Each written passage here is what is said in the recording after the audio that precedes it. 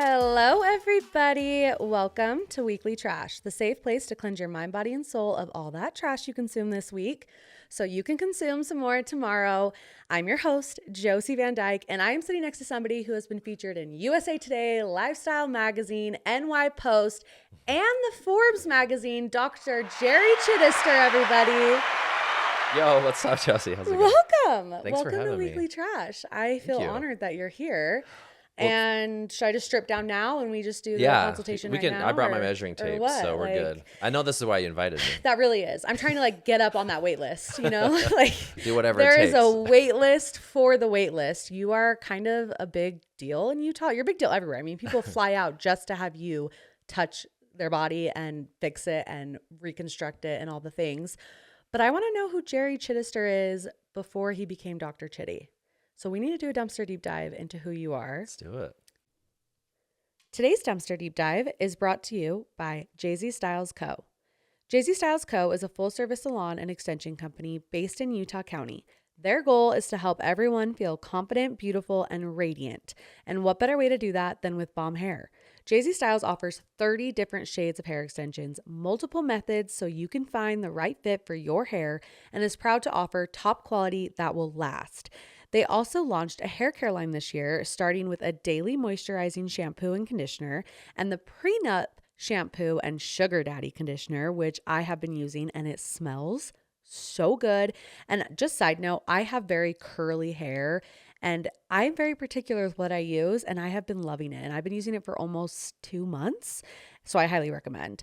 And they also most recently came out with the Rose Hair Shine Serum to keep your extensions and natural hair soft and shiny, which if you have extensions, you know you want to make them last as long as possible. So I have been using the Rose Hair Shine daily and it also smells so good. Anyone who calls Jay-Z Styles Salon and books an appointment mentioning Weekly Trash will receive 10% off their service. I cannot wait to see you guys rock that Jay-Z hair. Dr. Jerry Chidester, Mr. Chiddy. Where are you from? That's a very loaded question, so Okay, I'll give you like the synopsis. Oh, we got all day. Okay. Well, I have all day. I don't know So, about you. I'm actually half Thai, half Okay. white. So my dad's Caucasian, my mom's from Thailand, not Taiwan. People mistake that. So Okay, it, okay. speaks Thailand. Thailand. They met in Chicago. My dad was in dental school at Northwestern. Okay. And they met at church actually. My dad went on a mission to Thailand when he was younger, so he actually speaks Thai. The LDS church, Yeah, I'm assuming. yeah, Okay. yep. And so they met at church, and that's where I was born in Chicago. So I was born in Chicago. My dad finished dental school, and then they moved back here to Utah. So my dad's originally from Utah, and he opened a dental practice here. And then I'm the oldest of 4 kids, so I Okay. have 3 younger sisters. And we lived here, I was maybe like 5 or 6, and then my dad decided to take a job in Saudi Arabia. So I actually grew up Oh, wow. overseas. Yeah, in Saudi Arabia. I spent almost my whole childhood there that I remember. Yeah. Came back here. I think I was around a teenager. Like we actually came back in 5th grade, and then I went back. So I kind of say I came back here when I was in And he was doing school. dental work back there? Yeah, for the royal family. So we lived in this like hospital compound, and we lived I went to school there. It was like an American school, but Yeah. like my friends were from like all over the world. Wow. So early on, like for me, I was just surrounded by medicine. Like all my friends' dads were doctors, like Yeah. cardiologists, neurosurgeons, and so I was just like inundated with that. And I was there during the Gulf War. And so I saw a lot of like war vets that were there. I saw a lot of the American soldiers that went to help. And so that was just, they're injured and stuff. And so Yeah. I just saw a lot of that. And it really just like, I think it was set like for my heart, like what I wanted to do. And I didn't know it at the time. Totally. And then I moved back here to Utah, like I said, junior high, to South Jordan. So I went to Bingham High. That's where I met my wife, Mindy. Bingham. Yeah, so we Oh, dated. so you guys like high school sweethearts. Yeah, Well, Mindy's here. For those who yeah, don't know, Mindy's Mindy's hanging here. out. She's Yeah. our emotional support. She is. Yeah, so we met in high school, and it's controversial whether or not we're high school sweethearts. Because in my mind, like we didn't date our senior year. We were all Okay. junior year, like could not separate us. Like today, you can't separate us. Yeah. But like What'd you during that do? senior year, yeah. What did you do? No, I didn't do anything. Was it your Well, fault? Yeah, Was I it was his like, hey, fault? like it's senior year. Let's I want to like, live it up. yeah, kind of. And then but she lived it up too. So Okay, it's like she better mutual. have. So and then we got back together after high Okay, school. So that's okay. where I'm like, yeah, like technically we probably are, but I don't think we actually are. So did But you it's serve a fine. mission after high school? Yeah, so then I went on a 2-year mission to Thailand. I was actually called to serve in Thailand. Amazing. So when I went there, that's really what for me solidified like, okay, I want to do something in medicine. Because I thought I like to draw. I liked architecture, Yeah. like measurements and Yeah. all just that stuff. But when I went on my mission, I was like, man, I really think I want to serve people and help people in some way. And For so that's why I sure. kind of focused on medicine when I got home from my mission. And then went to the University of Utah for undergrad. We got married right about almost a year after I got home. And then I went to medical school at the U. So we were there for like 8 years. Okay. We had our first two kids in med school. So we moved to California for plastics training. That was in like 2011. What part of California? Loma Linda, so Southern California, Okay. just east of LA. And then we were in LA for a year. So I thought I wanted to be a hand surgeon. I did plastic surgery, loved it. But part of our training is hand surgery, and I thought I wanted to specialize even more. So I went and did Gotcha. orthopedic hand surgery training at USC in LA. And so we were looking for jobs there. We loved California, but my mom, she's here. She has a restaurant here, and it's, all my siblings kind of moved away Yeah. except for one. And she's like, hey, you need to come back and look in Utah. At least look for my sake, like Yeah, you want to be close. yeah. So I'm like, fine. So we we You're like, looked at a okay. couple places, and then one just really stood out to us. And the more we thought about it, we thought about being close to family. And at that time, we were in the middle of foster adopting our youngest. Yes. And he's from Utah originally, and we had taken him to California. So just mainly for family reasons, we came back here. And yeah, we didn't know anyone in the medical. Like I didn't know anybody in plastic surgery here. I didn't know anyone. Just like joined a practice. And Yeah. So I kind of want to go back to your son yeah. because I feel like you shared on social media, but I want to know the full story because you adopted your youngest son. And were you guys foster parents during your time in medical school with like multiple kids, or was he your first? He's actually our first. So it was in residence. So medical school, we had our two kids. Like we struggled to get pregnant with our first son. Yeah. He's 14 now. And then our daughter came out of nowhere. And then for 6 years, we couldn't get pregnant in California. So we looked into like IVF and things, but we couldn't afford it. As residents, I was not even making teacher's salary, which is sad. For everyone, but yeah, we hard. definitely couldn't afford that. So we looked into foster care in California because they have a pretty good system there. So we were resource parents in California, and he was our first foster child, and then there is some kind of like family connection in the background, which is cool. Oh, really? Yeah. So on Mindy's side. So Did you guys know that beforehand? Yeah. Okay. Yeah, we did. Okay. It just kind of worked out how that all came together. That whole thing was wild, but it's very emotional, foster It is. care. And, like I said, they come into your home and they may not stay there. The whole point is to reunify them with Exactly. family. And so we knew that going into it, but we're just grateful how it worked out. Yeah. When did you know you'd be able to adopt him? This would have been right before we moved back here. So we met him when he was like a few months old. Okay. And we started looking at the whole foster and adoption thing. And it took almost over a year. We had to go through court things and all this legal stuff. And we didn't think it was going to happen. There's a ton. So I was mostly halfway through our fellowship year. And then that's when we found out. And you guys were probably so excited. It was amazing. Yeah. It was, for me, it was very scary. Like I have no idea about adoption, fostering. You hear a lot of things, like a lot of stigma, just like plastic surgery, you hear things. But as I learned more about the foster care system and being a resource parent and then adoption, like it really opened my eyes. And the whole experience I would do over again. Like it was just as special when he became part of our family as our other two kids. I love that. Because he was how old when you guys officially adopted him? Barely over one. Like he wasn't even two yet. So he's pretty young. Yeah. So he doesn't know any different either. Yeah. You were meant to be his mom and dad. That's amazing. And we're very open. Mindy's really good about being open with him and trying to explain it. He's 6, he's almost 7 now. Yeah. And he's starting to ask. And so, we definitely are open about that. And it's an open adoption and things. But yeah, it's a beautiful thing. That's amazing. I love that. So when you were done with school, done with your residency, you come to Utah. Was Mindy always super supportive of like your career passions? Because it is a lot financially. And I mean, you're gone crazy hours. You're so busy. Mindy's like a single mom, basically. Yeah. Was that always like, was she always supportive of that and like let you follow your career passions? Yeah, I mean, even since high school, like, we talk about it. Like, I kind of told her I wanted to be a doctor. I maybe just more to like, show off to her or something. Oh yeah, I want to be a heart surgeon. I mean, I really did, but that was just a show off, I think. But yeah, when I got home, and she just knew that's where I wanted to be. Yeah. And so, she's always supportive. She actually went to hair school, so she's a cosmetologist, basic esthetician. And so she did that. When I got home from my mission, she was already working. And so she really supported us and our family all the way through like my undergrad, med school, residency. She did it out of the home. You know, it was a great career to have, that Yeah. she could be mobile with it. And she kind of planned that, knowing that, you know, I wouldn't make any money for over a decade. That's so So crazy. yeah, it worked out. And That's she's so always been crazy. supportive. Yeah. That's so crazy. Because you guys now you've like built a house, you've like have all these things, but in that time, was it super scary financially? Like, were you guys stressed? Yeah, I mean, I remember we moved, yes, because medical school, you don't make any money, you Yeah. know, so she was working 2 jobs, and I couldn't work during medical school, so you're just going into debt, like $350,000, $400,000 of debt just to go to school. And then in residency, I started to get paid for those 6, 7 years, Yeah. but like I said, the amount you get paid, you know, working 120 hours a week, it's just not really worth it. Yeah, no. But it was, at least we made something. But living in California, you know, it wasn't enough to have 3 kids, two, three Yeah. kids. So yeah, we're just going to debt every month. And I remember we moved back here to Utah originally. I was like, man, our credit cards, like we couldn't even afford to live in LA. And every month we're going in more and more debt just to try to live basically. And so the first thing we did was just pay off our credit cards. Oh, I bet. But yeah, so, you know, it's weird to like be in that situation because Mindy's like so responsible with money. I'm like the opposite. Like, Yeah, you my got to get the Jordans, shoes, you know, for sure. yeah. So For sure. I didn't do that in residency, but yeah, like, at least she has her head on right. Yeah. I don't for Yeah. that stuff. Well, because she's like in charge of all of like the finance operations, right? Yeah, she's my boss. She runs this place. Yes. But you know, our staff, she's like the heart of the business, you know. Yeah. Like I'm the technician doing the physical work and labor, and she's making sure our employees are happy, our patients are happy, things run smoothly, and that we're growing how we want to grow, and that vision that I have, that we have together. So I love that. You guys really are like the best team.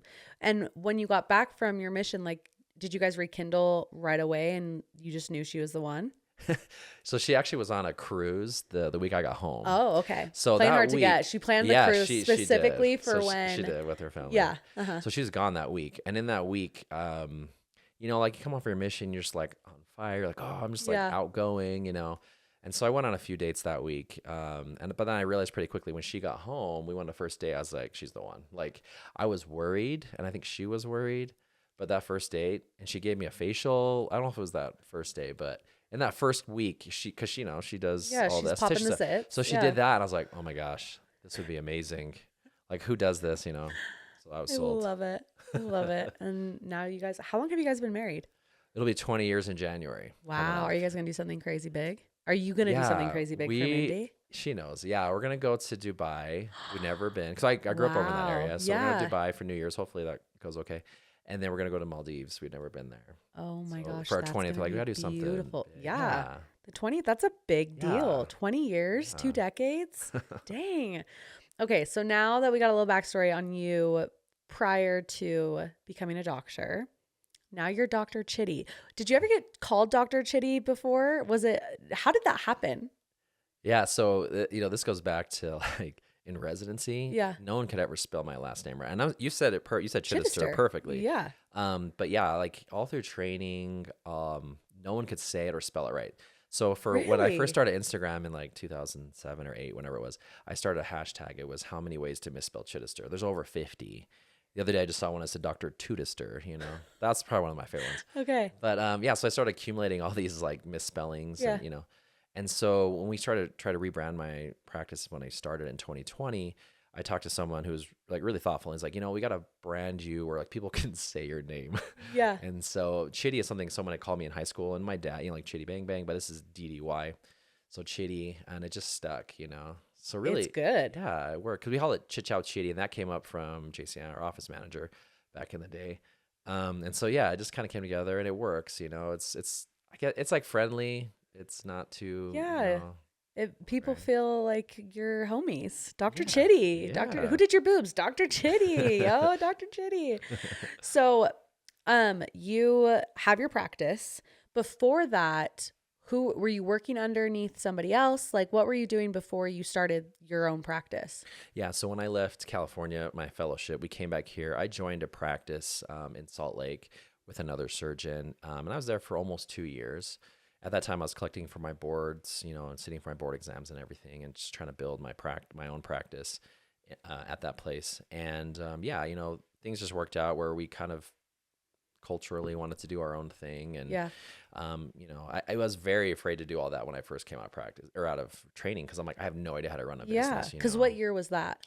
I 2018. So from 2018. 2018 to pretty much January 2020, I was at the other place, and I learned a lot. It was very, very valuable. Yeah. But I learned a lot of things what I didn't want to do in my own thing as well. And so we started that in January 2020. We literally didn't have much of anything. And then 2 months later, COVID hits. And so that was a really scary time for us. I can imagine. I can Yeah, imagine. it was unexpected. When did you decide to start posting your stuff on social media? So I blame Mindy. She was doing some Saint makeup stuff, I guess mascara back then. And she was doing a lot of Instagram stories. This is in California when I was in fellowship. And I had Instagram, but I only used it to like put filters on photos and then Yeah. post it on Facebook, right? Yeah. I just didn't use it. Need the Halencia. Yeah, give me the Helen. Yeah. And so she's like, hey, you should start doing these stories. And I'm like, stories? So I remember when I first looked at myself, I was like, this is the worst thing ever. I'm like, on the fishbowl wide angle lens. I'm like, I can't do this. So she's the one that kind of like taught me to do that. And then, so I started doing it in training my last year because I wanted to build a page. And the practice I joined, actually, I think they were really like forward thinking and into social media. And so that was really helpful for me because I don't think I would have probably pushed as much as I did if I didn't see somebody else trying to do that, And so that was helpful for me, but it was super awkward for me at first. And then trying to figure out what I wanted to be on there, I think it takes a while to find your voice on social media. So I think it took me about 2 years. So I think right when I left that first place and started and branded it Dr. Chiddy, that's I think where I found myself and my voice. Like I could be myself. And I think in those first 2 years, I was really scared too, because I got a lot of backlash, from other surgeons, not just locally, but like, nationally. Yeah. Like, what are you doing? People kind of like talked down to you a little bit. Oh yeah. Yes. A lot. And it's, it's frustrating. It's scary. You're like, I don't know what I'm doing. I'm just making this. There's no rule book. I'm trying to be ethical and do things that are appropriate, but educate people. Yeah. But I really wanted to help break down the stigmas that we see in plastic surgery, especially in the culture here in Utah. And so that was my goal. Is like, hey, let's at least, have this conversation at the table where it's like, look, it's okay to do this if you want to do it. And you don't have to tell anybody if you don't want to. Yeah. But also let's understand more of what it really does for empowering women and men, So that was my goal. And that's kind of evolved over the years.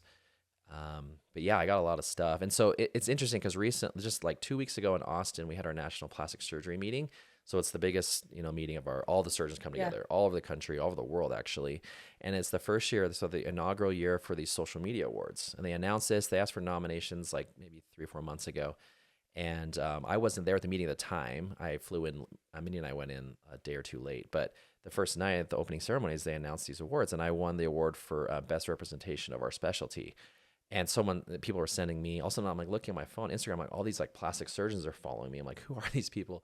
And then someone sent me a screenshot like, hey, you won this award, congrats. I was like, I had no idea. And so for me, it was a little bit of like redemption in the sense that like after all the things people have been saying, it's like people are actually acknowledging now, like this is important for our specialty. And again, I think if we do it in the right frame, it's really helpful for people. No, I think it totally is. I found you because somebody I had followed got a tummy tuck, and I've always been interested in getting a tummy tuck when I'm done having kids, as most women are. With the more kids you have, your body just changes.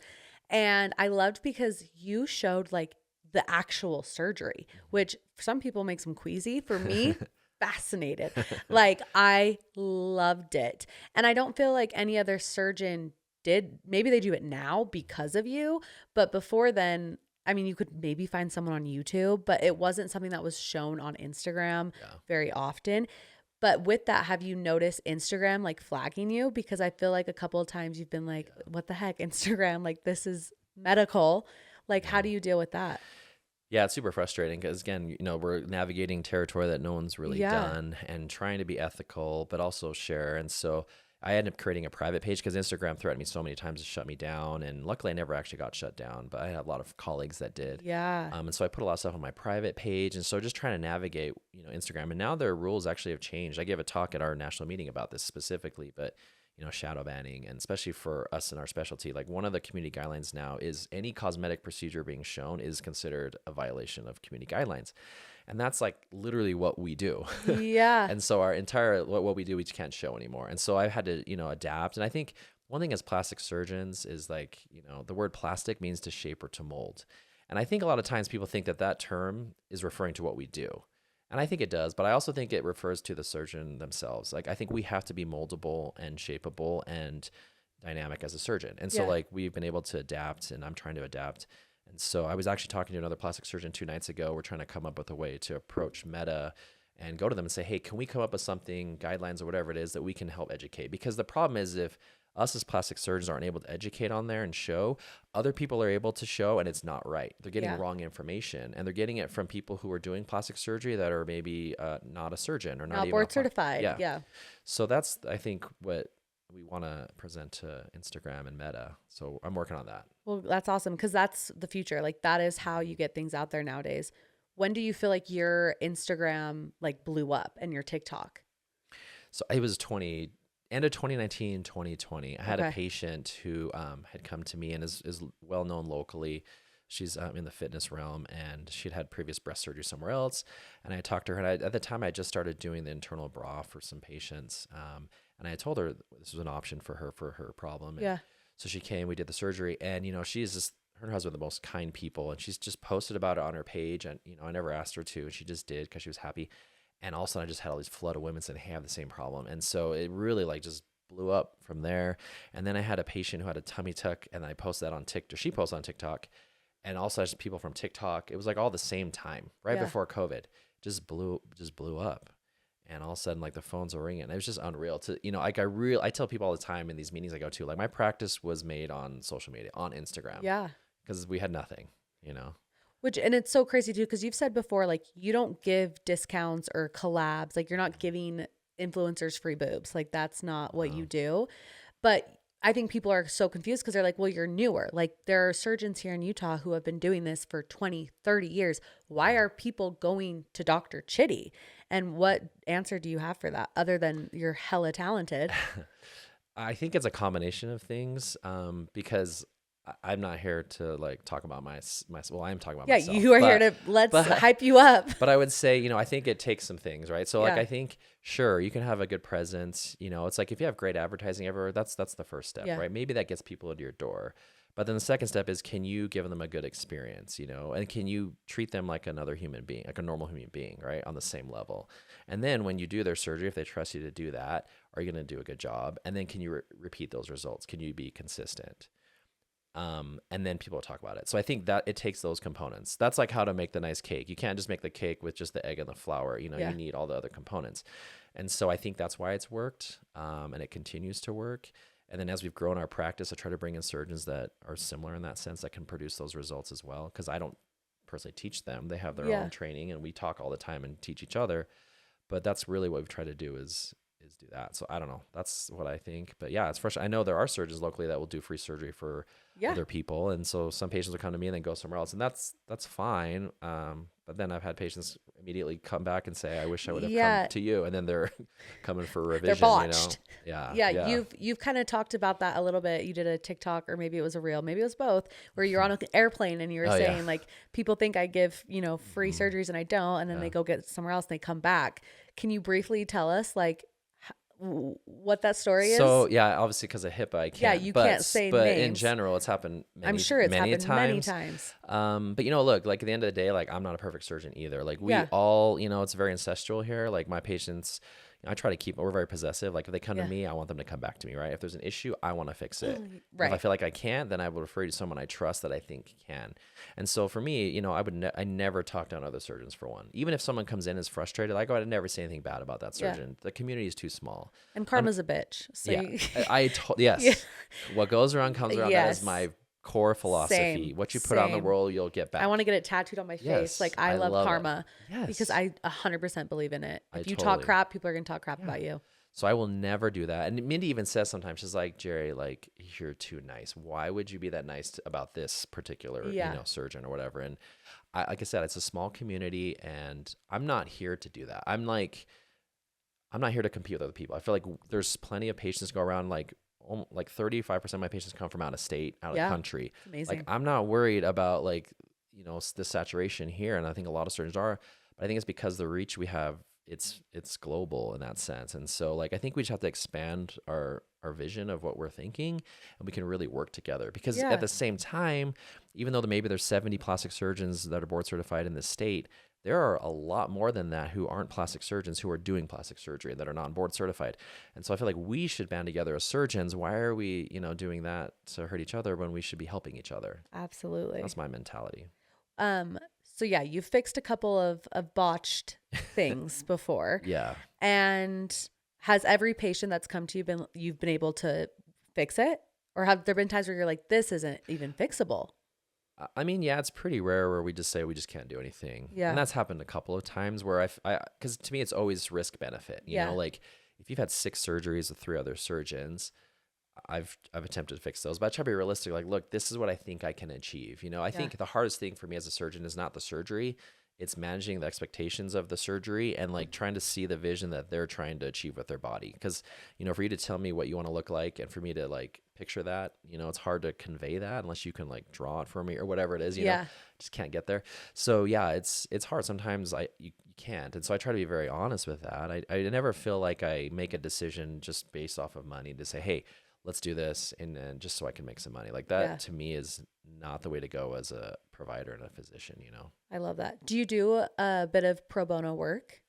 Yeah. I feel so cool when I say pro bono. Yeah, I know stuff like pro bono. Do you do anything pro bono? I've done several medical missions, and then COVID kind of shut that down. Yeah. But since then, we're trying to set it up again with me and my partners. We're looking at a couple places in Central America and stuff right now. That's amazing. The issue with pro bono work right now, where I'm at, because I don't own the facility that I work at, and they're great, but like I can't control the fees, and most of half of what I charge goes straight to the facility and anesthesia. Will that change when you go to your new place? So my hope is once we have our own building, we can control those things. We have better control of like the pricing. So I would love. We already talked about what we want to do for that to help. That's amazing. People. But yeah, and yes, I do a lot of pro bono because even in the ER, a lot of times I don't charge or get paid. So I'll go and help people with hand injuries and things or facial lacerations and stuff. But yes, you did Rachel Parcells' son, his stitches, which she's shared about and told everybody. And that's amazing that you do that out of the kindness of your heart. Yeah, I try. I get a lot of calls, family, I'm sure, friends, at least 5 a week. Well, now that I have your phone number, I mean, let's be real here. Yeah, it's always nice to have a surgeon friend. I'm sure. Like this is new to me. You're a new friend now, Dr. Chiddy. But if anything happens, I will be sending that text. I will be sending that text. So you are starting you're not starting. You're building this beautiful practice. You have people joining you. What other exciting things can people expect from it? Because you kind of posted how it's going to be like so cool. You posted just barely, actually. It might even still be on your stories. I think my vision and has become our vision, has just expanded, and bringing on my partners, Dr. Garlick, Dr. Pfeiffer, other, thought leaders in our practice. Really, it's just exponentially grown in what we want to achieve. When I first started my practice in 2020, it was called Jerry Chidester, MD. It was just me. Yep. And then I never thought I wanted to bring a partner on. I just was not in that mind frame. But then that changed, where we brought on Dr. Garlick. And then we started to realize like, hey, we can do something bigger. So we formed the plastics clinic, and then we started our med spa. And then at that time we were working on our building, and the building when we first were in it, we're like, well, let's just take a little corner of it, Yeah. Or maybe one floor, do everything there. Well, I'm sure it's so expensive too. Yeah. It's probably scary. It's scary investment. Scary. It's so scary. But then we're like, well, let's do 2 floors in this building, because we really want to. And so our vision expanded. And as that's expanded, it's really helped me realize, like, I want this to become a place, like a worldwide known center where people flying in, like a couple weeks ago, we had a plastic surgeon from Venezuela come in, and we were sharing ideas. I was talking to a couple surgeons today from around the country that want to fly in and learn some techniques that I do, and then I can learn from them, vice versa. And so I really want this to be a center where surgeons are coming in from all over the world. We're doing esthetician trainings, for the state and around, injector trainings for, nurse injectors. I mean, really like a center of learning. And so everything, the way it's set up, the conference rooms, the flow of the clinic, the flow of the spa is all arranged to do all that. So it's so exciting because I just cannot wait for it to be done. It's cool to go over there and just see it. Yeah, it's just kind of down the hill. When do you think it will be done? I'm sure it's a huge project. Yeah, so they're slating May of next year. It'll probably be summer by the time we're open. Hopefully we'll have our grand opening next fall or something. September. Yeah. Oh. I look at her because she knows. Yeah, I don't you're know. like, Mindy, I just is show this up. correct? Yeah. Is this correct? She's the fact checker here. That's why. yeah, that's here. that's the real She's reason. like, She's "That's like, not right." pause, Yeah. that was wrong. You're wrong. What's your favorite procedure that you do? So when I first started, it was all hand stuff. Yeah. Like I love, it's called policization. When I did a lot of hand surgery in kids, we would actually take their index finger, shorten it, rotate it, move the tendons around, create a thumb, because kids are born without thumbs. They can't grab. That was Is that common? Yeah, it's pretty common actually. Wow. Yeah, especially, okay. Yeah. But as I came here, I just don't do pediatric surgery anymore. That's all done through, the university and stuff. So, as I got in my practice, I've really come to love, honestly, I call it mommy takeover. Yeah. But it's a set of surgeries that I think just really can change someone's life. I've just seen so many women, it just really empower them, like I was saying, not just aesthetically to give them a body that was maybe a little bit like before they had kids, but functionally too, just to be able to get up out of bed. Some women cannot literally sit up out of bed because their muscles are so separated. Or, they're like, they do a jumping jack or they sneeze and they pee themselves. Yeah. Like these are all things that are literally helped by tummy tucks and people don't know that. And so the next question always people ask is like, well, why does insurance cover it? I wish I knew. I wish I was a business person and ran insurance companies. I don't. Yeah. And so unfortunately, those companies dictate what they cover. You pay them, and then they'll tell you what they want to cover. And I have no say, unfortunately. But do you do any face? Because I feel like I've never seen you post about face stuff. Yeah, so when I start, I do it all. But when I came here, I joined a practice where the other surgeon did a lot of face stuff. That was their primary role. And so my practice kind of just did more breast and body. And I did a lot of hand at the time. And then when I started my practice, I'm like, I'm going to do face, So I started to do face, did rhinoplasties, nose jobs, and all that stuff. And then I just realized, though, I was so busy with the breast and body at that time already. Like I just had booked all that. Yeah. That it just kind of like put me in that niche anyway. And I just grew to love it. And I feel like very comfortable with it. And so my partner, Dr. Pfeiffer, he does all the face. I send him all the rhinos, all the face stuff. And he loves that stuff. And so, yeah, I do it. But for me, it's like kind of a struggle. When I go in to do a breast case and stuff, I'm like, okay, this is going to be awesome. Yeah. When I do a nose, like I can see it, but like the execution, it just takes longer because it's you could probably do clunky. is it, you call it the soma? Somi. Yeah, My bad. You could probably do it with your eyes closed. Like you yeah, probably do you it probably so don't want much. me to, but I probably could. No, but like you probably do it in your sleep. Just like I think I do. I dream about it. Yeah, no, you do. And the way that you've executed all of that, that probably was a lot to get the trademark. Have you gotten the trademark already? Yeah. Because it's a whole thing. Yeah. What was that process like because you're also a surgeon, so you're having to do surgery and do all those things. And then you got the business stuff. Thank goodness for Mindy. Yeah. But like to trademark and to build a bra and your own surgery technique, like what's that like? Yeah, I definitely have undiagnosed ADHD. I've diagnosed myself. Okay. So one thing is I like You're to a doctor. It's fine. I do a lot of things at once. I have a software company. We develop apps. I have another company that do that. We love it. We have our own bra line, clothing line. But yeah, the whole trademark stuff. Yeah, I hired a patent attorney and said, hey, I want to do this. And I had to keep it on the DL because I don't want anybody, there's like a 30-day period where it's like, if anybody contests it, they can. But if nobody knows about it, then you're good. So I remember when I hit that 30 days right away, I had a post ready to go and I put it with the little registered trademark on there. And it was awesome. But actually, that was Mindy's idea because I was looking, I was doing I do a lot of breast surgery, obviously. And then we were trying to do befores and afters, and women would come in with their bras, and sometimes women, they've had this bra for 15 years. And so it's a little bit, kind of falling apart and maybe doesn't fit their new breasts anymore. Yeah. And so I'm like, well, we need some bras for them to wear so it's consistent. And so, we can post it. But like, what would we call this bra line? I mean, he's like, well, call it Somi. Like it has two meanings. It's Somi as in like, this is so customized to me, like my, this bra or this breast job, but also like social media, like you're willing to post on social media in that bra. I was like, oh my gosh, that's genius. So that's where it came from.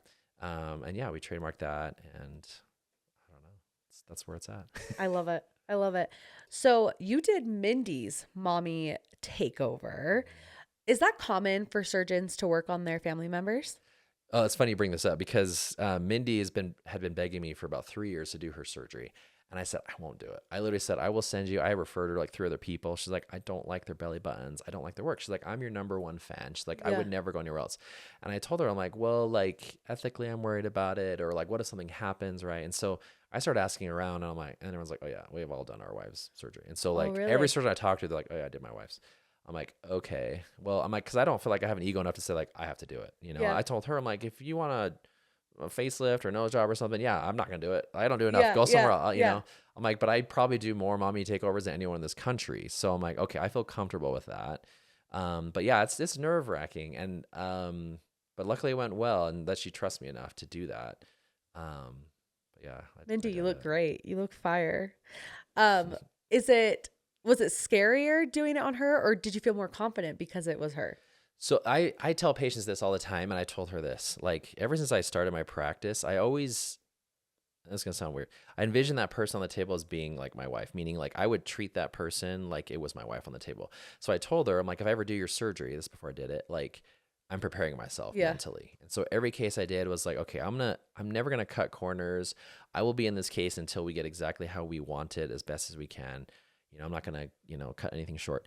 And then I'm gonna do everything as safe as I can. And so when it actually came time for her surgery, I had already practiced it hundreds and hundreds of times. And so, but there was a moment recently where when we did her surgery, I looked and I thought to I snapped out of it for a second, and I looked and I said, "Oh my gosh, this is my wife on the table, and I have a knife in my hand. And I'm cutting my wife." It was a weird, like this existential crisis I had. I kind Yeah. of like zoomed out and I was like, "What am I doing?" And it only lasted for like a second. I got back into it, but I told Shelby, she's my physician associate, that we operate together, and she was like, "Oh yeah, that was weird." She's like, "I saw you like kind of freak out for a split second." Yeah, we could see it. We could all Yeah, tell you were but it like, was wait, fine. what? I think the question that a lot of people want to ask, but they like it's really personal, but Weekly Trash, we get personal here. Um, you see so many boobs. Like, how many boobs do you think you've seen in your Oh, lifetime? I mean, probably over 10,000. And it's human nature to like look at boobs and go, oh, boobs, but Yeah. it's obviously medical. Has seeing all these naked women ever affected your guys' marriage and relationship? That's a great question. We've actually talked about this before together as a couple, and I've talked to other people about this. We're very open about it. I mean, it doesn't bother our relationship at all. I still very much appreciate her boobs. Um, They're perfect but boobies. but for me, I mean, yeah, like I also think of medically, like they're just boobs, Yeah. like, and I think because I look at it very differently. For me, it's very Yes. analytical, and it's like, okay, you're coming in here, we're trying to create symmetry for you or create shape, and so for me, I'm like, it's work for me, and I'm Yeah. trying to like, how can we get what you want? And so, definitely I'm, as a sculptor, maybe like they're very proud of their work. Like I'm Yeah. proud of the things I'm able to do, but I don't look at it and like lust over it and be like, oh my gosh, look at my patient's breast. Like I don't feel that way, but I feel more proud, like a proud dad, like, oh my gosh, that's like Yeah, no, for sure. go team, like, We did that. yeah. Yeah. But no, Minnie and I've worked together again for years, and she runs Yeah. our practice, and she sees how I am with patients. I try to be very respectful all the time, professional, and always have a chaperone anyway. But, yeah, I mean, I could see that being a question, and we get it a lot, and it doesn't bother me. I don't know, does it bother you? She's nodding her head. Like, no. Yeah. Because, yeah, people are like, human nature, like, your husband's seeing naked bodies all day. Like, Yeah. it's a question, like, is that weird? But again, I mean, I it's guess like if medical. I was a foot doctor Yeah. and you ask me right now, like, is it weird to see, is your wife bugged? Do you see people's feet? If I had a foot fetish, that'd be a Yeah, thing, I guess. right. But I don't look at my toes. They're nasty. I'm not posting my toes. We need to get you a pedicure. We need to Yeah, get you a well, I have pedicure. these nasty calluses because I rode a bike in Thailand for 2 years, and so like rub my shoe, just And like just I look permanent. like I have like troll feet, but it's Oh, fine. wow. Don't tell anyone. Well, we just told Well, I just told everybody. everybody. So everybody knows. Now you Dr. know. Chiddy has troll feet, Yeah, you they will guys. not be on Instagram. Oh, dang. You don't want to start an OnlyFans for your feet? I actually might make money off that. Maybe people like People that. would They probably like might. it. There are some Yeah. freaks out there. There are some freaks. I'm curious, do you feel like your faith has helped you grow and be the doctor you are because you're just such an honest, good person? Do you think that's helped at all? For sure. I feel like, being raised in the LDS church, definitely there's a lot of cultural things, Yeah. but there's also a lot of the belief things. And I look at my parents, they're very faithful people. And I think that's something that always like that I clung to. And, For sure. Mindy definitely is very, very faith oriented and based. And so that's always she's been an example to me always. But I definitely think that when it comes to honesty and things like with patients, for sure, because, at the end of the day, like if I look at people as my brother and sister, like I want to treat you like you're my family member. And so everything I do, whether it's, coming up with a plan or, whatever the price is going to be, like people always ask me like, well, if you're so booked out, like, why don't you just up your prices and then you'll, filter out a lot of people. I'm like, well, Yeah. I don't want to that. Like our prices, a lot of people will complain about them already, like I try to be competitive, but I don't want to be the highest or the lowest, but I also want to be accessible to Yeah. like my brothers and sisters. So, yeah, that's something I've always wanted to do. And yeah, for me, for sure, faith's been a huge part of this. And I think, really relying on our faith in terms of building our practice and through a lot of things we've been through has really pulled us through, honestly. I love that. Um, Especially here in Utah, I feel like it's very common for your doctor to be the same faith as you because everyone in Utah, we're in a bubble. But have you noticed any kickback for people being like, how are you a member of the church, but you do such worldly things like boob jobs? Interesting enough, I have not gotten that. Good. I thought I would get it more when I first came back, but I've never had someone say that, like, how can you do this as a surgeon and be of this faith? I've never heard that. And Good. maybe other surgeons have. I mean, there's definitely, things in the church that they're kind of against us doing in terms of certain types of surgeries. And so, there's that aspect to it. But yeah, I've never had that, Good. interestingly. Well, I'm glad Yeah. because you never know. Here in Yeah. Utah, some people might just say something crazy. Yeah. You never It's true. know. So you have a wait list. For your wait list, what does that feel like? Does that like stress you out? It's very heavy. It's very stressful. It causes more anxiety. That's for like a year and a half. I just closed my books because it was causing me so much stress. It's like, Yeah. okay, you're booked out 2 years for consults, and I hate like talking about. I hated talking about it. Like it gave me anxiety. We do these lives on Instagram, and Yes. first question, how long is your wait list? And like it gave me anxiety, and so we just shut it down. But then we reopened it a few months ago, so it'd been like a year and a half, and I think we had like over 1,000 people call within 24 hours to add on. Probably me. So it went from like I'm on the wait list for the wait 24 to like list. 28, and I'm just like, oh my gosh, again, and so for one, like I step back and I think to myself, it's wild to me that people trust me enough to literally say, okay, you're gonna go to sleep. You may not wake up, right? It's never happened, but you may not wake up from this, for one. Two, you just cut my body however you think. Yeah. Put me back together and pray that I look like I want to look like I told you I want to look like. And you're going to do that in under 6 hours. And I'm going to pay you to do that, And it's like this heavy thing, but at the same time, it's like I don't know, it's a response I feel very humbled about. And so, like I said, I want to remain accessible to people, and I know there's a wait list.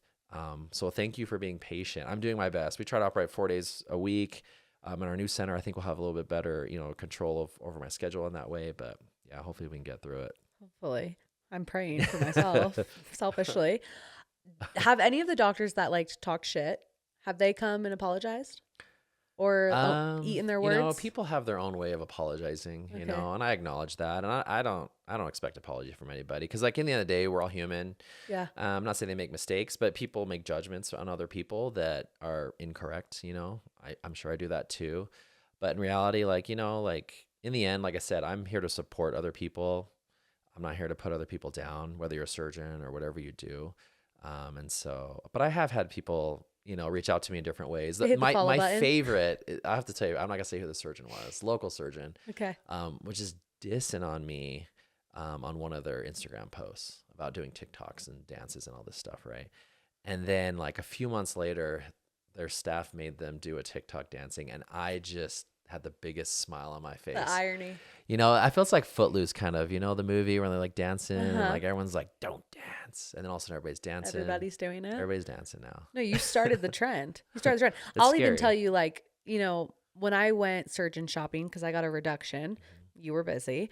Tried to get to you, but I'm too sorry. busy. It's okay. You're gonna do my tummy tuck. But I went to a couple of other surgeons, and I was in the waiting room with one of them, and I was talking to one of the girls that worked there, and we were just chatting, and she was like, "Oh, why'd you choose us?" And I was like, "Oh, because Dr. Chiddy was busy."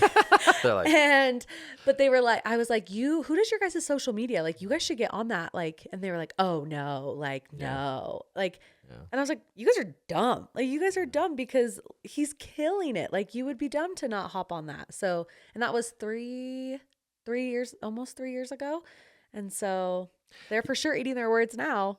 Yeah, well, and then because it's exponentially grows and it's changing Yeah. so much, and I get it. It was very intimidating, even for me, like I said. But I think some people did that almost as a statement, like, "Well, I'm not going to do it," and I'm Yeah. like, "That's fine. You can stay here if you don't want to use a cell phone and you just want to use a landline. That's fine. Yeah. But you're going to limit yourself, And I For think it's sure. just evolving. Like I said, as plastic surgeons, we have to be able to, I think we sometimes get in a comfortable position as surgeons, and so I'm like in my 5th or 6th year of practice now. Which that's crazy. Yeah. But I think we get comfortable, and I don't ever want to be comfortable. Again, I have ADHD, so I get bored easily. And so too, like I'm constantly trying to change what I'm doing to get better. Even like the breast surgery I do now, I do not do the same breast augmentation that I did a year ago. I've tried to evolve it. And so I'm trying to like create these new ways, and with our new materials and things we can do, like really provide like better results and consistent results for women. Do you think that with your ADHD, because you're like always on the go, go, go, go, want to do a million things, do you think you'll ever get burnt out? Yeah, I have a lot of close friends, even Mindy's smiling, that they're really worried about that, and so I think really it's like trying to pace myself. And Yeah. so like when I started my practice in 2020, I had a really good friend. He does leadership training and stuff. We sat down, wrote all of our cultural foundations. He helped me with it. I didn't know what that was. Wrote all this stuff for our practice, but he also helped me put like a vision board together and put like my personal life together and my business for like 3, 5, 10 years. So we mapped everything out, even like down to the date my kids graduate high school and, all this stuff. So we could plan it. But in doing that, yeah, like it really helped me like figure out like, okay, this is what I want to do. But yeah, so I just lost my train of thought thinking ADHD. No, it's fine. That's me. That's why I have this iPad. Yeah, I'm like, I was like, what? Are you going to get burnt out? That was the question. The whole thing was that's what I say. We planned into that like breaks. And so I hadn't taken breaks off for like the first 2 years, but then we planned it, okay, like at year 3, you're gonna start taking a week off every quarter. Yeah. And I've had to do that. And so that's been like probably one of the best things for our family is like taking that time together as a family to be together. And then Mindy and I, like half the time we'll actually go together and just do our own thing. Cause I feel like that's just important to build that relationship as with our kids. So for sure. Something with my ADHD, I remembered a question I was going to ask you and I forgot. You've only been doing this for 6 years and you're literally like the best in the world. Is that common? Like, is there any other surgeon who in their 6th year has had the success that you've had? Or are you the first? I would not know. Yeah. I've not heard. I don't know. Because probably not. That's I don't amazing. Know. That's crazy. Yeah. It's crazy. Do you ever like pinch yourself or are you like, no, I worked damn hard for this? I definitely work hard for it. We definitely work hard for it. I don't, like people see what they see on social media, they don't see the struggle in the background. They don't see like the tons of hours I put into it behind. Like, yeah, in surgery, I operate, 60 hours a week. Yeah. Or, 50, 60 hours a week. But then I go and I have to run my clinic. I have to run a business. And then I do 20, 30 hours of social media a week. Like I answer my own DMs. I do all my own posts. I do my own reels. We have people on our team, we have social media people on our team and stuff. But I think to keep it authentic and stuff, I've kept that. Yeah. But it's a lot. And then we have our kids stuff and then our stuff. And so it's a juggling act. I told someone recently, it's like, what I've realized is you cannot give 100% to everything at once, right? It's a juggling, but when you're holding that ball in your hand for that split second, it's 100%. You're not going to let that ball go. You're going to focus on it. And so like, yes, like even our kids, like sometimes like our son is sick right now. He needs more attention. He needs 100% of our attention, but then our other child might need it later. And so it's just this constant juggling act that I hope I don't drop the 50 balls. Drop the balls. Drop the balls that you're not going to. I have some questions I want to ask you, Dr. Chiddy, let's pretend you're my surgeon right now. When would you recommend a full tummy tuck versus a partial tummy tuck? Like, was that a mini Yeah, it's tummy? called mini. Yeah, so what I tell people is, one, you got to be done having kids. So if you're still having kids, I would not recommend it. Some surgeons say, oh, just do a tummy tuck every time you have a kid. Like that's a lot of money. It's not worth it. Because the whole point of a tummy tuck is to remove excess skin and stubborn fat and then fix your muscle separation, right? Maybe a hernia and then contouring or whatever. And so a full tummy tuck will address skin above the belly button that's loose and fat and then below. So you get both of it and the whole muscle repair. A mini tummy tuck is like the bottom only. It's like if you have a little looseness below your belly button and a little muscle separation, we'll fix that. Gotcha. Then there's other stuff in between, hybrid, but yeah, that's really the separation. So I tell people mostly mini tummy tuck, you get mini results. And maybe that's all you need. But if your expectation again is like you want a full result, but you want a mini, like it's not going to align. And so I try to caution people on that. Okay. So yeah, I will be getting full. Okay. Good to know. When do you recommend, that's another thing. ADHD. Somebody was telling me that you have like a new thing that like just like tightens skin or it's a new procedure or something that you're doing. My friend's friend just got it. Yeah, you just did so we do Renuvion. It's awesome. So it uses the results are insane. Radio frequency and helium. It's like a little purple plasma. And after you do lipo, we run that under the skin to tighten it. So it does what's called contracture of the soft tissue, and then that secondarily tightens the skin. So FDA approval. But yeah, it's a great device, and it really like on the arms it works great, like under the chin, submentum, inner thighs. It's awesome. It doesn't replace certain things, but it's awesome. It's been a great tool. Okay, good. Like I've had a lot fewer people need like that big old scar on their arm because we can do this instead. It's amazing. Okay. I'm keeping that, writing that down. Okay. What was it called again? Renuvion. Renuvion. Okay. Yeah. When would you recommend a body fat transfer over implants? I get that question a ton because a lot of people are worried about, I think maybe you'd ask me about Yeah. this, about breast implant Yeah. illness. So a lot of people come in saying, hey, I'm worried. I want to have a foreign body in my body, or I don't want to change implants or whatever it is. I want to use my own tissue. And so one, just to make sure if you're candidate, your expectations, right? If someone comes in and says, look, I want to look like this patient and have like big round implants. Fat does not look like an implant. It looks Right. very natural and full, but can never get that really rounded implant look. At least, yeah, we don't have that technology. I'm working on it on some studies right now. But that's if you're doing fat. And sometimes it takes 2 sessions because the fat doesn't always stay. Yeah. Not all of it stays. And so you need 2 surgeries for that up front. Well, if you But lose weight, will you lose that fat? yeah, and the fat will shrink. So once the fat stays, it's always there, but Oh, the okay. cells will get smaller. So it looks like you lost it. Or if you gain weight, it gets bigger, right? So it'll fluctuate with your body. Okay. And fat's not really structural right now. Like the technology we have, it doesn't create, like I said, roundness. It can fill up, but it can't create a shape.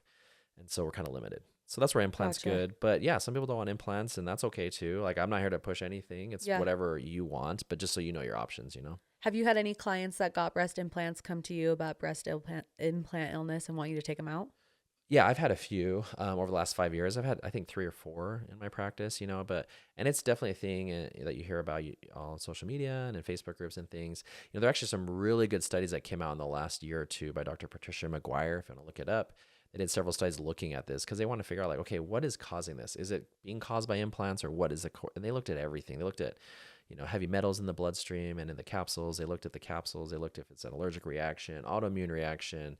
They tried everything, and they just didn't find a correlation between implants and that. And they had control groups. But what they did find is some women, when they take them out, they feel better. And so I never would put that down, whether scientifically we don't have the evidence or not yet. It doesn't mean we don't know it, right? Like just because we don't see something doesn't mean it's not there, God. But yeah, exactly, right. But so I was just, and then list my patients. And if you're having a problem, let's figure out what it is. Yeah. And if it's the implants, take them out. But unfortunately, some women take it out and they come back. I've had 2 or 3 come back and say, I want them back in because I found out I had some other health problem, So or I trying to make feel sure the we're same and I careful. just want nice boobs and Yeah. feel like crap. Yeah.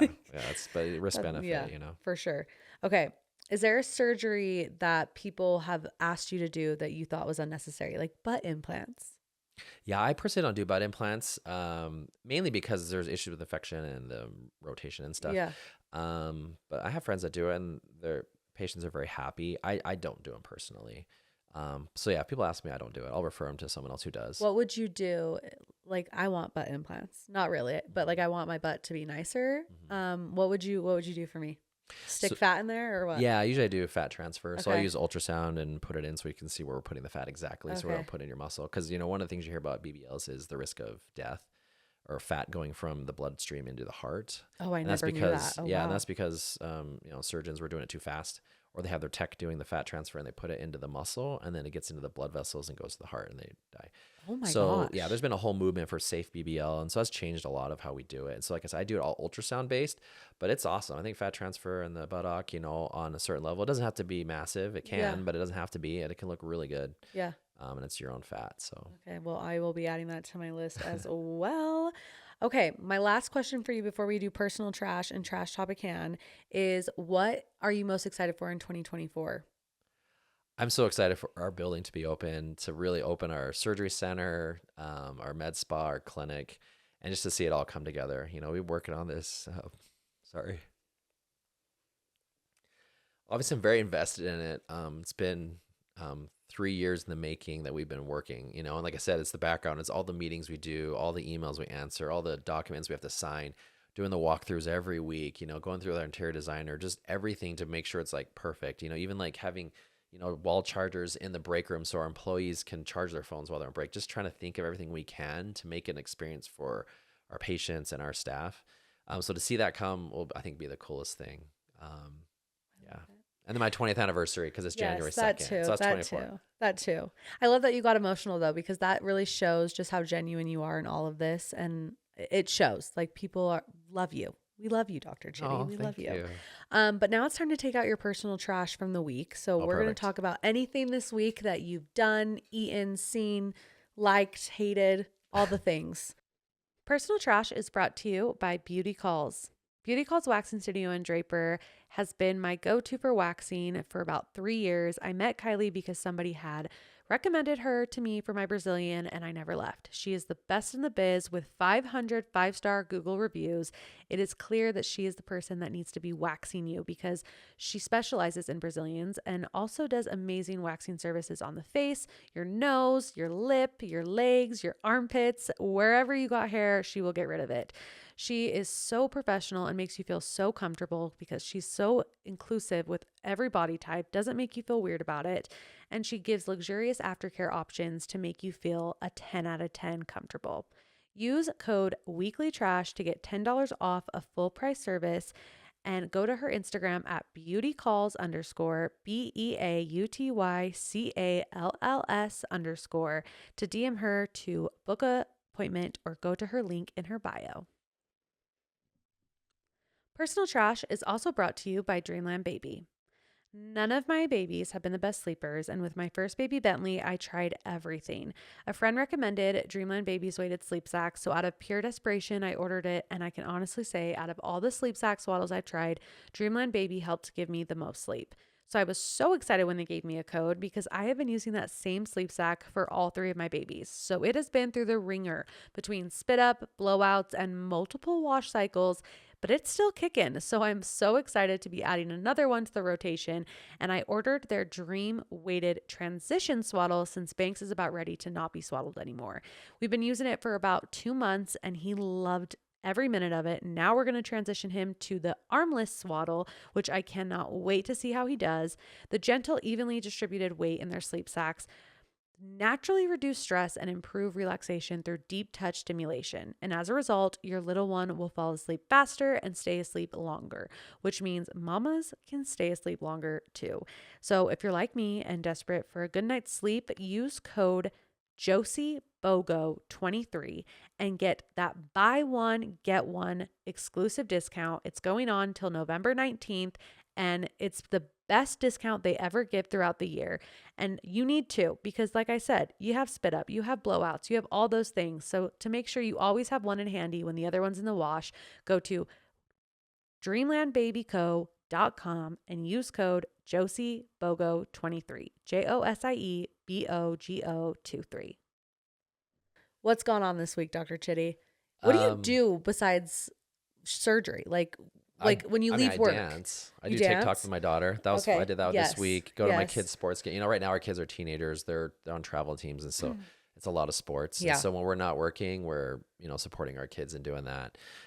Or Mindy and I love to go out and get sushi. We didn't go this week. Okay, where do you go? We go to Sapa. I've seen a lot of people at Sapa. Okay. Or Takashi. Have you been? I'm assuming you've been to Tsunami. Oh yeah. Oh, we love Tsunami. Okay, Because there's okay. one right by us. And have you been to Wasabi? Yeah, in Draper. In Draper. Yes, I love that place too. It's not as fresh tasting. That's No, the thing. but I it's feel good. like wasabi, it's like the same roll with a ton of sauce on it. Yeah. Because I'm a sushi freak. Okay. Oh, okay. But Sapa, I must not have ordered the right things. Have you not been? No, I Oh, I we didn't went, like it.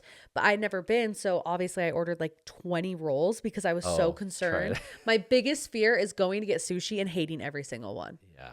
And Or so they're like all the same. You're Because like, oh. I go to Tsunami. That's like my place, and I Yeah. have my same 4 rolls that I get What do you every get? single time. I get a Sunshine, I get a PD, Oh yeah. I get a Don Juan, and I get a Coco Cabana with a side of Nice. DTH sauce. You need that. You Oh, I need haven't the tried DTH sauce. You should get the executive. With yeah. that and the PD. The executive's good too. Sometimes the lime throws me DTH, off. huh? The DTH sauce is like almost like a spicy mayo kind of. It's so good. Okay, I'm down. It's like sweet, but like kind of spicy. It has those like Love little spicy. egg. What are those Little orange ones. Yeah, The little yeah. like salmon What's it eggs called? or rose. It starts with an E. Oh yeah, I don't even know. I don't know. Oh, S. No, it's not that. I know what you're thinking. It's not Yeah, that. It's okay. like EB. I don't know. Yeah, I know what you're talking about. But I yeah, don't it's remember. really good. And then I get a side of habanero sauce because I love Ooh, it spicy. nice, And yeah. I'm like a Tsunami freak. Like they Cool. gave me like a gift card and like a Nice. chocolate with my have, like, a name on plaque? it Oh. because I spend so much money there. So I wish I liked Sapa because the vibes at Sapa are Yeah, that's cool. a good vibe. What are your Have you rolls tried at Sapa? I love the Cypress roll. Okay, Cypress. That's probably my favorite. UFO. I love the UFO. Okay. So it has a little bit of the crab crunchies? stuff. Yeah, Oh. the crab meat or something in the Yeah, middle. the and then you imitation crab. Yeah, but it tastes really good. I can't even think what else right now. Oh, I love their garlic noodles. Amazing. So they have like stuff that's not sushi Yeah. to mix in. I love the garlic noodles. And Oh, I love the short rib. Bull rider? Oh, Low low rider. rider. Yeah, Low thank rider. you. Okay. Yeah, you can Okay. check those out. I need to go check those out because, yeah, I was like so stressed because everyone was like, Sapa's so good. Sapa's so good. And I was Yeah. like, is it? I So don't know. or Fatfish is good too. I think it's a similar owner, but they're up north. Their rolls are a little different. They're in Okay. Bountiful. Okay. It's like family that owns like I guess one of the restaurants each. Okay. But it's good. You should try that. Well, if you guys like sushi, you guys are good people. So that's We love sushi. that's the most important thing. Okay. Sorry, when we were in California, we would go to this all you can eat because we were Yeah. very poor. Yeah. So we like would $20. Yes, it's $20. But the thing is on the menu, it's like if you do not eat the entire roll, you have to pay for each roll. And there was one time as me, Mindy, and my brother-in-law, we went and we just like got too many rolls. And we're sitting there looking, we're like, what are we gonna do? And so we started like stuffing it in our pockets and like smashing it in the napkins. My brother-in-law went to the bathroom. We were so worried. It was so embarrassing. That's literally me. Like, My we husband can't did the exact same thing. It was at Provo. It was at Provo's all you can eat sushi. And we were like, I don't want to finish this. So we took turns going to the bathroom and flushing it down the toilet. That's amazing. Oh, I love it. the things you do to save $3, Right? I you know. know, it's a big deal. It's It a is. big deal. Okay. What other things? Do you watch TV? Oh, I love TV. You love TV? I just don't have as much time. I haven't finished Loki. I've been watching Loki What's on that? Disney Plus. So it's like the Marvel. Oh, Loki so you're a thing. Marvel guy. I like Marvel. Okay. And I like Star Wars. So I watched Ahsoka. Is But that like a thing where if you're a doctor, you have to be kind of a nerd too? Probably. Okay, I've always and been a watched nerd a for little bit sure. of I'm a Star nerd. Wars? Yeah, I Okay. grew up in Saudi Arabia. Okay. I'm a nerd. Like there's nothing to do in Saudi Arabia. There's no TV. So either I played basketball, I climbed a mountain, or I like played video games. You know, Gotcha. It's Or like, just oh. played by yourself, I just bought imagination. I play Legos. You know, it's like Yeah. nerdy too. Build things. Yeah. Yeah, so we like that. But we like the Kardashians. We've been watching Okay. American Horror Story with Kim Kardashian. I haven't watched it yet. It's good, but Is it good? they did part 1. It just like stops. You're like, where's the rest? You know? Oh, that's the worst when they do Um, that. Yeah. You just want to binge it entirely. You don't want to be cut off in the middle. Yeah. That's annoying. Yeah. It was good. What else? She liked Love Island and all that stuff. Oh, Love I fall Island's asleep. She's good. like, are you gonna go to sleep? She'll look at me and be like, okay, how much longer are you gonna be awake? And I say Yeah. 2 minutes. So she'll put on Love Island or Love is Blind Yeah. or The Circle or something. All of those trashy reality She TV loves that I that. love, Yeah. love. And you guys, you did like some experiment thing. I didn't really know exactly what you with were the doing. I was with the trying. breast implant? Yeah. What was that? Oh, so part 2's coming. Okay. So we got this text about our Somi bra, Yeah. and it said, "Hey, will my 1500 saline CC implants fit in these what bra size?" Is that really big? Yeah, 1500 cc's. The biggest the silicone they make is 800, so this is double that. This Okay. is like So this I don't is even like know what, Dolly Parton. Yeah, yeah, Okay, okay. yes. And so I was like, I don't know if our bra will fit those. So let's find out. So I got a saline implant filled with saline. So we got it to 1500, and then put it in the bra. And we're like, okay, it fits. And then we're like, let's keep going. So we started pumping it. We have 6 liters in it right now, but then my pump like kept breaking down because it like was pumping it in and just broke Yeah. the pump. So I'm like, I don't want to sit and pump it by hand, but we're gonna keep going until it blows up. I think it'll hold probably 16,000 cc's, which is like 16,000? 16,000. How many pounds is that? That's Is that like the size of this chair? Like, Yes, that is so much water, like fluid. oh my gosh. Yeah. Because like 1 liter is like 2 pounds. So you know, like you're talking like Wow. 40 pounds on Wow. per breast.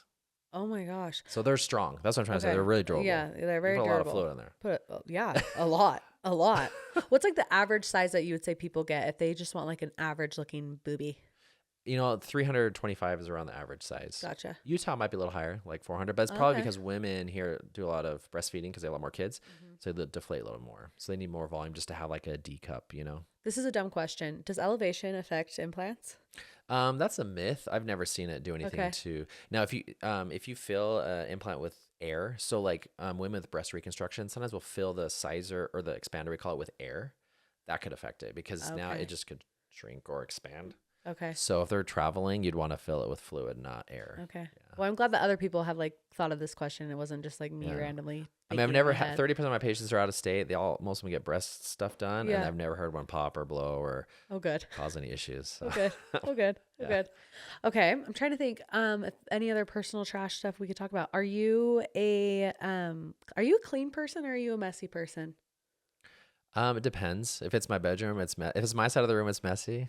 I'm just kidding. I'm pretty clean. I try Okay. to be super clean. pretty organized. Yeah. Because I had an organization company come and clean my house. That's my personal trash. Is now my house is organized and cleaned. But I don't know where anything freaking is. And it's driving me insane. Yeah. Like, I'm so grateful, but it's like pissing me off. Like, I go Where's to like the get my butter? makeup and I'm like, this isn't the right drawer. Or like my where you would've underwear, put they it. actually folded it. I'm like, don't Oh. fold my underwear. I Like, don't that's know weird. what underwear is which now. Like, it's all black underwear. Yeah. And one is a different shape than the other one. And now I can't find it because it's all black and it's all folded perfectly and tightly together. I like destroyed my closet looking for underwear today. So that's my So is that a trash. recent thing for you? Yes, I'm okay. not I'm clean, but I'm not organized. Yeah. And so I was like, I need help in that department. I'm probably like you too. We had someone come organize when we first moved in. It was like a time thing. Like, I don't have time to organize. Yeah, it's a lot of work. And it was awesome. Like, they did a great job. But yeah, I agree. It's like, where's the saran wrap? I'm like, Oh, I yeah. have no idea where that is. You We know- find it, but Like, where are my tweezers? yeah. Oh, they're probably going to be where tweezers are supposed to be, Josie. They're not going to be on your Not where you nightstand put it. in the peanut butter that you ate last night and didn't finish. Like, okay. Okay, well, if that's all for your personal trash, that means it's time for Trashtopican. okay. You're going to pick a little topic out of this cute little trash can. Okay. Trashtopican is brought to you by Road to Baby. Did you know that 1 in 8 people in the U.S. alone struggle with infertility and have difficulties growing their family? The team at Road to Baby understand the pain and frustration that can come with infertility, and they are there to help you navigate that often bumpy road to parenthood. Road to Baby is a surrogacy, egg, and sperm donation agency based out of San Diego, California, who connects those in need with surrogates, egg donors, and sperm donors to help them grow their family. Road to Baby believes in fairly compensating those who make these dreams of parenthood come true. First-time surrogates working with Road to Baby receive a minimum of $56,000 for their incredible dedication. Egg donors are generously compensated at $10,000 per donation, and sperm donors each earn $5,000 for their first donation. If you've ever considered becoming a surrogate, egg donor, or sperm donor yourself, I encourage you to reach out to Road to Baby. You have the power to change lives and make parenthood dreams come true. And wait, there's more. If egg, surrogacy, or sperm donation isn't for you, but you know someone who might be a perfect fit, you can earn $1,000 in referrals for egg and sperm donors and $6,000 or more per surrogate referral. If you or someone you know is struggling with infertility, remember that you are not alone. The experts at Road to Baby are there to help you navigate this often challenging path to parenthood. Their experience and guidance can make all the difference in your journey. Road to Baby exists to help growing families and creating a life-lasting connection and making dreams a reality. If you're ready to take that first step or just curious to learn more about the process, schedule a free consultation with Road to Baby. Visit www.roadtobaby.com. ROADTOBABY.com. What could it be? Could it be spicy question? That would be interesting for Dr. Chiddy to answer. Spicy question. Oh, Okay. top 3 most played songs. Oh, you might need your phone for this one. You gave it to Mindy. Mindy has your phone. I have. Let's see. What are my top 3 most you. played Let's songs? go see. Are you a Swiftie? I am actually You are. a closet Swiftie Okay. recently. Decloseted right now. Yeah, we went. Actually, that's probably one of my top songs. Let's see. Wait, which concert did you, which one? The Vegas? Just in Vegas, yeah. Second? Yeah, first one. She went to both. Oh, I did She was second front night. row in the second. I was like up in the behind, the screen we're behind this. I didn't even know there was a front stage because of our Just seats. yeah, yeah. And she shows me her video the second night. I'm like, wait, there was a screen there and there was No. stuff. That concert was amazing. It was so cool. It's so, and I didn't even realize She's how cool it phenomenal. was until now. Cause I feel like Vegas was like her like third or fourth Yeah, show. because she was in like Arizona and then went Yeah, there. Second yeah. show, yeah. And like people were excited, but like it wasn't like people were like selling their kids to go, Yeah. like Yeah. I will do anything to go to Taylor Swift.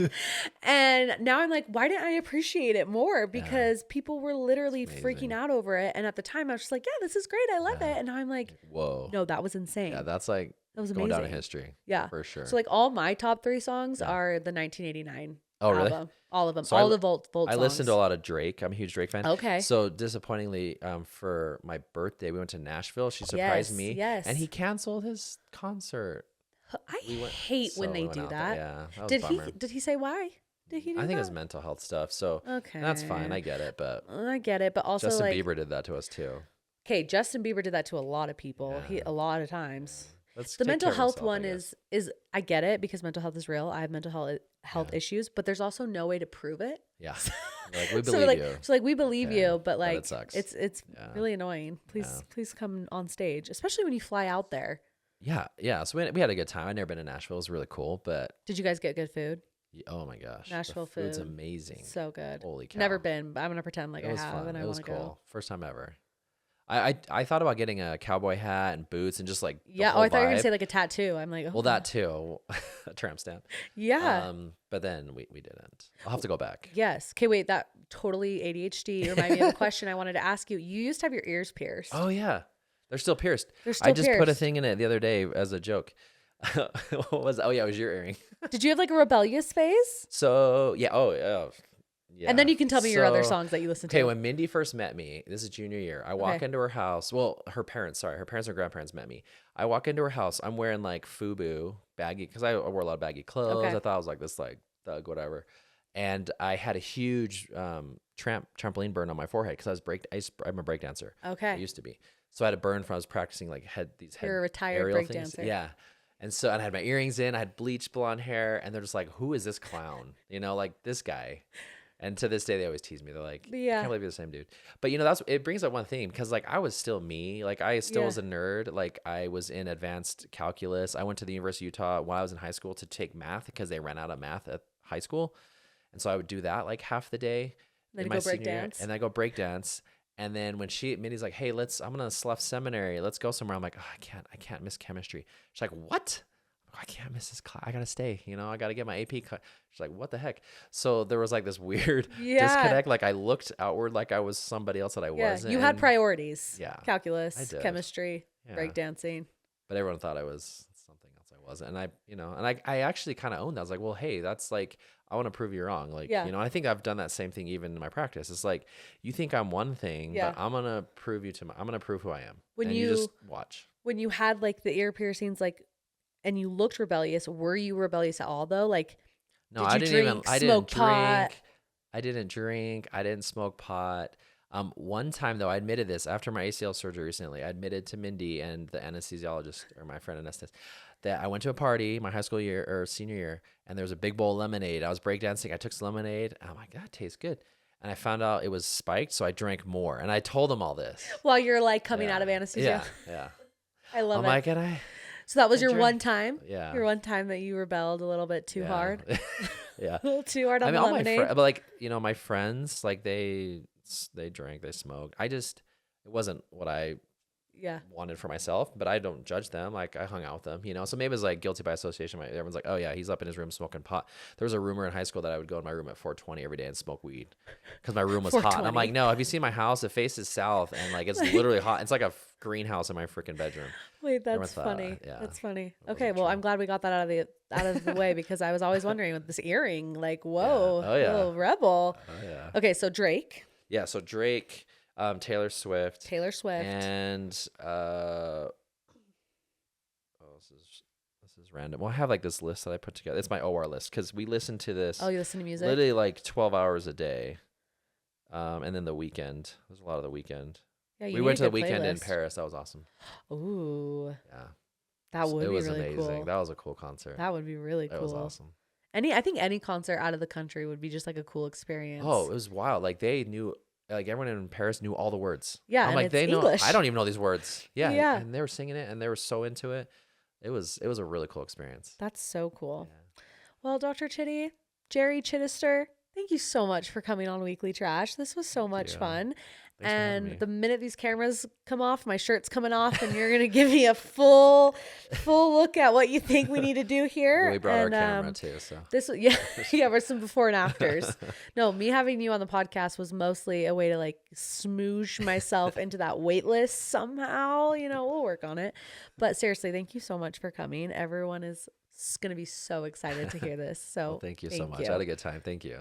Anytime, literally anytime. You're awesome. Have a good week, you guys, and don't forget to take out your trash. Bye.